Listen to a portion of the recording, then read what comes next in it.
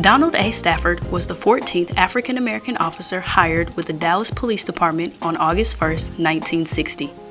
He was the first black officer to achieve the rank of lieutenant and above, including captain, director, deputy chief, assistant chief, and executive chief of police. Introducing to some and presenting to others, Mr. Donald A. Stafford.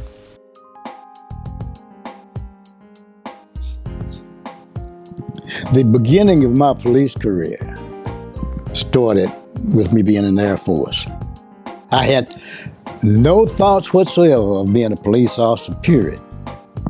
Not even in the Air Force.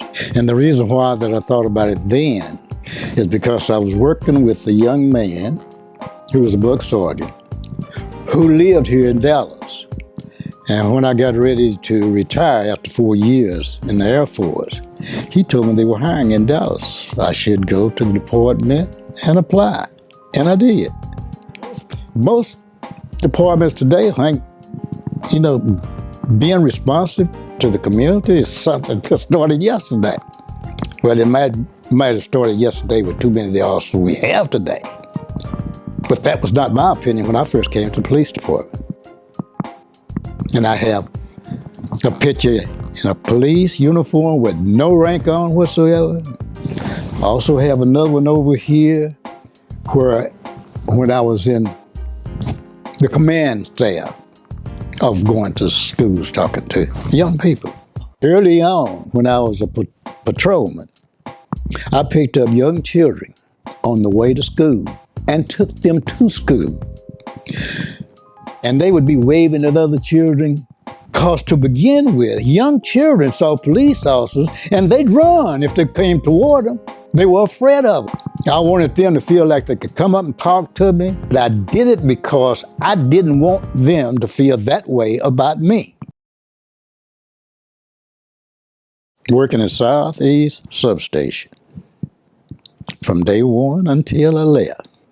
The reason why that was my favorite assignment is because most of the adults, the black adults who lived in South Dallas, didn't trust the police, didn't have any trust in them whatsoever.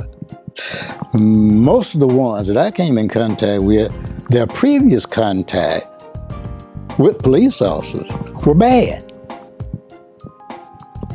I wanted to change that too.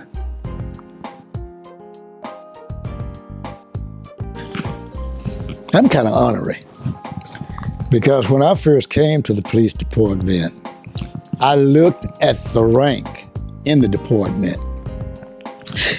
And my thoughts were that if I make the first step, I'll be above 1/3 of the people in the police department that can tell me what to do. So we started out with an experiment at Southeast of including not only patrolling, but the investigation of certain burglaries.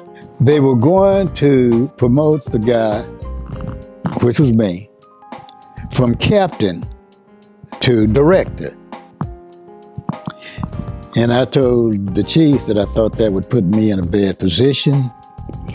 And I said, I'd rather take on the additional responsibility and keep the rank of captain. But rather than do that, the chief made directors for all of the division station. So that's how the various levels of command at the substation got started, and that was under Chief Dyson.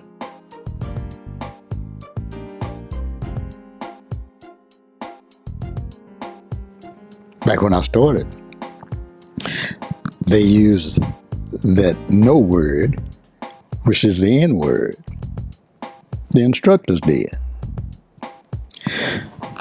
I always like to sit down close to the front in a mixed group, so there's no doubt that they know I'm there, especially the one that's delivering the message.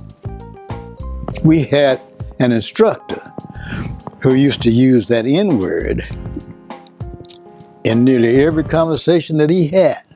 Whenever he did it in the class that I was in, I'd fold my material up and stare him down. I'd stare him in the face. I didn't say anything, but I let him know. I folded my stuff up, and staring at him. I didn't like what he was saying. It's like when President Kennedy was assassinated. Everybody they've talked to in the department have been white. I don't know of one black officer that was there at the time that they ever came to say, where were you when he was assassinated?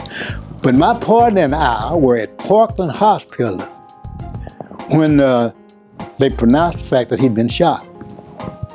But they'll tell you about everybody else or what they were doing. And we had transported a white prisoner from City Hall to the hospital. I don't know if any time they ever asked us to do that before then. I thought it was for show. But here again, after all of that, nobody's ever been to me or Dan Evans, my trainer. Because I know both of us were out there, and I know what happened. And I'll tell people today, if you don't know your history, you don't know how to prepare very well for your future.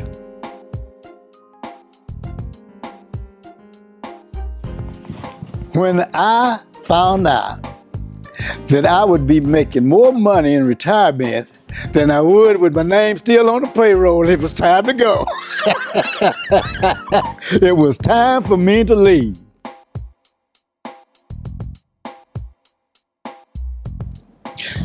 If you look around City Hall today, I don't think there was any reference made to anything about the building where a black thing was there.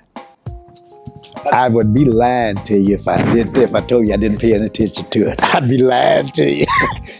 I mean, it makes me feel real good. It makes me feel like I have achieved something in life for somebody else other than just myself. Because I know there are many blacks and browns in that department that have been overlooked in the past. It doesn't matter how you come into this world, only how you live in it. That's one of my favorites. It doesn't matter how you come into this world, only how you live in it. Donald A. Stafford remains a highly respected mentor and advocate to the Dallas Police Department and its members. He is a highly respected and prestigious trailblazer who paved the way for many blacks to achieve rank on the department. Chief Stafford, thank you for 31 years of service and a job well done.